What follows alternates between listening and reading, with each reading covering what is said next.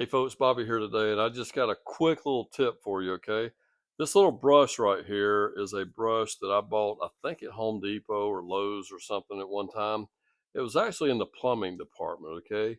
You use a brush like this right here to clean out plumbing problems, okay? Clean out maybe a trap or something like that when you have it apart. But let me tell you what else it works great for, and I just figured this out today. Bring the camera down here. We're in the Varsol vat. We've got our lower intake plenum here, and the crud that gets inside an intake plenum, you can't get it out with a pressure washer or whatever, but this right here works good. We're in here with the Varsol, and I'm just going to shove this brush all the way through that port, and you can just scrub every bit of this stuff out.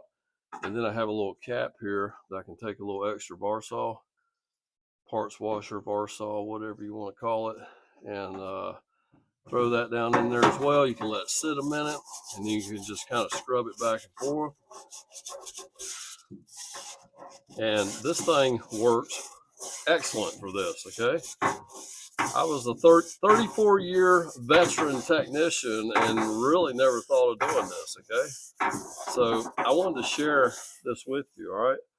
And as you look now, you can see how clean that port is. We've got all that crud out of there.